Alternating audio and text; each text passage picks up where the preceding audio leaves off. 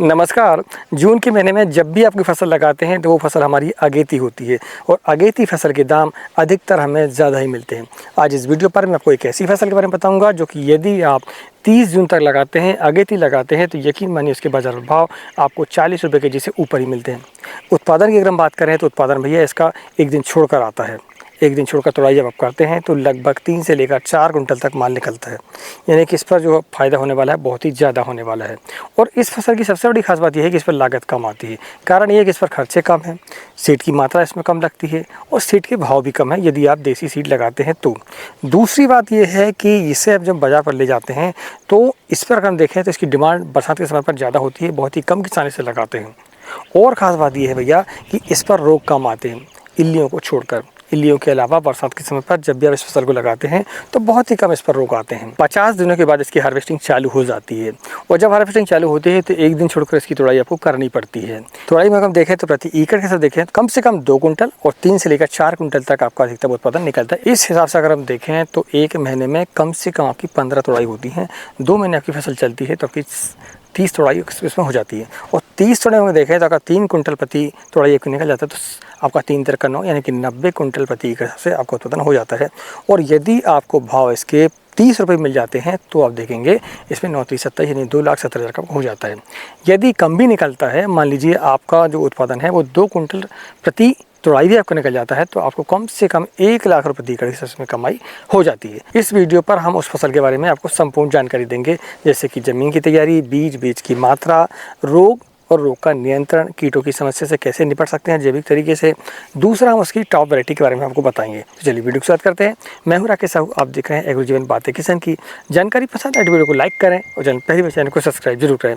उस फसल का नाम है दोस्तों बीन्स। बीन्स एक ऐसी फसल है जिस पर खर्चे बहुत ही कम आते हैं, रोग भी बहुत ही कम आते हैं, फंगस भी बहुत ही कम आते हैं। अगर हम देखें तो 3 प्रकार से बीन्स हमें मिलती है। पहली होती है शॉर्ट बीन्स, जिसे हम फ्रेंच बीन्स बोलते हैं, फर्राज भी बोलते हैं। दूसरी देसी सेगमेंट में जो आपका देसी बीज आप बोल सकते हैं, जैसे लोबिया बोला जाता है, बरबटी बोला जाता है। एक होती है हमारी लॉन्ग बीन्स जो कि लंबाई लेते हुए आती है। तो ये 3 प्रकार से बीन्स होती है। अगर हम देखें इसमें तो वैरायटियाँ देसी वैरायटी भी हैं और आपका हाइब्रिड वैरायटी भी। हाइब्रिड वैरायटी के रेट थोड़े से तेज़ होते हैं।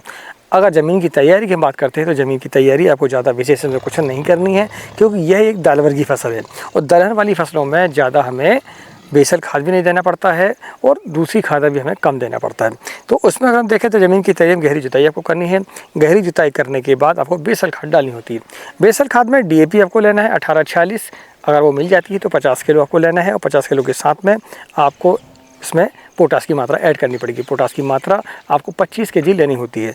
यदि कीटों की समस्या ज़्यादा है तो फिर कार्बोफुरान की मात्रा या फिर आप नीम खली का इस्तेमाल भी कर सकते हैं यदि कीटों की समस्या ज़्यादा है तो। इसके साथ में यदि इफ्को कंपनी की सागारिका मिल जाती है जिसमें कि सीविड होता है तो बहुत ही बढ़िया से रेट मिलते हैं। 5 किलो से लेकर 10 किलो तक प्रति एकड़ आप डाल सकते हैं। तो ये सब खाद को मिक्स करने के बाद बेड के ऊपर आपको डाल देना है और बेड के ऊपर डालने के बाद फिर से एक बार फिर रेजर चला देना है, यानी कि बेड को आपको फिर से उसमें मिट्टी पर आपको खाद को दबा देना है। ये सब जब हो जाता है तो रोलर से एक बार प्रेस करने के बाद बेड को और फिर आप ड्रिप लाइन बिछा लें और ड्रिप लाइन बिछाने के बाद फिर आपको क्या करना है, इस पर मल्चिंग करनी है। मल्चिंग करेंगे तो काफ़ी फ़ायदा होगा और बरसात के समय पर वैसे भी खरपतवार ज़्यादा उगते हैं तो हमें मल्चिंग कर लेनी चाहिए। मल्चिंग जब आप करते हैं, चुनाव जब आप करते हैं तो आपको ये ध्यान रखना है कि कम से कम 20 माइक्रोन की अच्छी कंपनी की मल्चिंग आपको लेना है, क्योंकि यदि आप लोअर क्वालिटी की मल्चिंग लेते हैं तो आपको काफ़ी नुकसान होता है। वो मल्चिंग हमारी पूरे समय पर नहीं चल पाती है, फट जाती है, फटने के ज़मीन पर बिखरती है, ज़मीन पर बिखरती है तो ज़मीन को ख़राब करती है और उससे बनवाने का भी काफ़ी खर्चा हमारा हो जाता है। इसलिए मल्चिंग आपको कम से कम 20 माइक्रोन की और आपको अच्छी कंपनी की ले लेनी है। होल आपको 2 फीट पर निकालना है। जब 2 फीट पर आप होल निकालते हैं तो फिर आपको सीड की जो मात्रा है वो आपको एक होल पर 2 सीड लगाना पड़ेगा। तो लगभग 4000 होल आपके होंगे प्रति एकड़ हिसाब से, 3.5 से लेकर 4000। उस पर अगर सीड की मात्रा देखें तो लगभग 7000 सीड हमें इस पर लगते हैं, 7000 से लेकर 8000 तक। जो देसी सीड अगर लेते हैं तो लगभग 1 kg सीड आपका हो जाता है। अगर हाइब्रिड लगते हैं तो फिर उसमें नंग के हिसाब से सीड आपके आते हैं जो हाइब्रिड वैरायटी होती हैं, तो फिर आप गिन कर उसका चुनाव कर सकते हैं। अगर हम बात करते हैं वैरायटियों की तो वैरायटी में अगर हम देखें तो देसी में अगर हम देखें तो गोमती बहुत ही बढ़िया वैरायटी है, अंकुर सीड की आती है। केत की बहुत ही बढ़िया वैरायटी है, उसे भी आप लगा सकते हैं। इसके अलावा हम देखें तो YB7 सिंजेंटा कंपनी की आती है, उसका भी चयन आप कर सकते हैं। सबसे ख़ास बात यह है कि देसी जो सीड होते हैं उनका जो भाव अगर हम देखें तो लगभग 1000 से लेकर 2000 रुपये प्रति केजी का हो जाता है, यानी कि खर्चे बहुत ही कम आते हैं और देसी बीज की काफ़ी डिमांड भी होती है। हाइब्रिड का अगर हम बात करते हैं तो हाइब्रिड सीड थोड़े से महंगे आते हैं, लगभग 5 रुपये से लेकर 6 रुपये का एक सीड पड़ता है, लेकिन उत्पादन आपको बहुत ही बढ़िया मिलता है। तो आप हाइब्रिड सीड भी लगा सकते हैं और देसी सीड भी इसमें लगा सकते हैं। फ्रेंच से मोरलेट आती है सेमिनिस कंपनी की, उसका चयन आप कर सकते हैं। हाइब्रिड में देसी सेगमेंट में देखें तो धरती सीड का बबली आता है, एक आता है सरली। अगर ये सीड आपको नहीं मिल पाते हैं तो आप हमसे संपर्क कर सकते हैं इस नंबर पर, हम आप तक वो पहुंचा देते हैं डिलीवरी के माध्यम से, कुरियर के माध्यम से। अगर हम लॉन्ग बीन्स की बात करते हैं तो नामधारी सीड की काफ़ी सारी वैरायटी हैं, उनका चयन भी आप कर सकते हैं। ये आपकी वैरायटी भी है। इसके बाद हम जानते हैं इस पर रोग कौन से आते हैं और कीट कौन से आते हैं। रोगों में अगर हम देखें तो इसमें कोई खास रोग ज़्यादा नहीं आते हैं। तो कीटों में अगर हम देखें तो रसचूसक कीटों में वाइट फ्लाई की समस्या थोड़ी आती है, थोड़ा सा थ्रिप्स की समस्या भी कभी कभी इस पर आ जाती है। इसके लिए आप रसचूसक कीटों का नियंत्रण के लिए करने के लिए आपको क्या करना होगा, इसमें आपको कीटनाशक का इस्तेमाल करना होता है। समय समय पर नीम वैली का इस्तेमाल करते हैं तो ये समस्या आपकी नहीं होती है। जैविक तरीके से इसका नियंत्रण भी आप नीम से कर सकते हैं। इसके अलावा रासायनिक नियंत्रण अगर देखें तो एसिटामिप्रिड है, 100 ग्राम प्रति एकड़ हिसाब से इस्तेमाल कर सकते हैं स्प्रे के माध्यम से। दूसरा है थाइमेथाक्सान जो कि एक्टा के नाम से आपको मार्केट पर मिलेगा, तो उसका भी इस्तेमाल आप 100 ग्राम प्रति एकड़ से 200 लीटर पानी पर कर सकते हैं। इसके अलावा इमिडाक्लोप्रिड 17.8% जो आता है कॉम्पिडोर के नाम से, उसका भी इस्तेमाल आप 100 ml प्रति 200 लीटर पानी पर 1 एकड़ पर इस्तेमाल कर सकते हैं। ये जो कीटनाशक है ये रसचूसक कीटों के लिए है, इस पर वाइट फ्लाई है, माहो है, थ्रिप्स से ये कंट्रोल हो जाती हैं। अगर ज़्यादा समस्या है तो आप सोमोपेंट का भी इस्तेमाल कर सकते हैं। थ्रिप्स के लिए डेलीगेट का भी इस्तेमाल इसके लिए कर सकते हैं, जिसमें कि स्पाइनोटोरम होता है, या फिर आप डाउ कंपनी का जो आपका आता है ट्रेसर के नाम से स्पाइनोसाइड, उसका भी इस्तेमाल आप कर सकते हैं।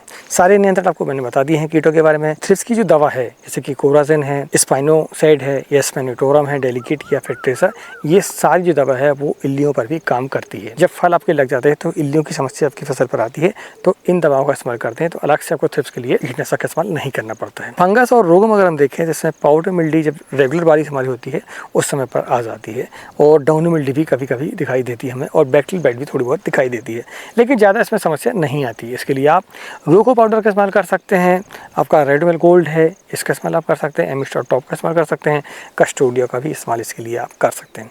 ये सारे जो फंगीसाइड हैं अगर बदल कर आप देते हैं तो आप देखिए आपकी जो फसल है वो स्वस्थ रहती है।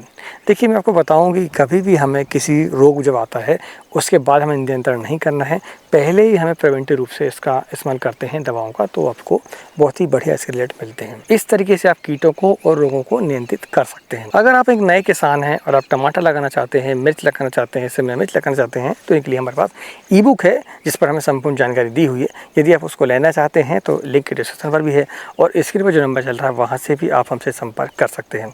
आप कौन सी वैरायटी लगाना चाहते हैं बीन्स की हमें कमेंट करके जरूर बताएं, और आपके एरिया पर बीन्स को किस नाम से जानते हैं, बरबटी, लोबिया या कुछ और नाम से, आप हमें कमेंट पर जरूर लिखें। मिलते हैं एक नई वीडियो में एक नई जानकारी से। तब नमस्कार, जय हिंद, जय किसान, जय जवान।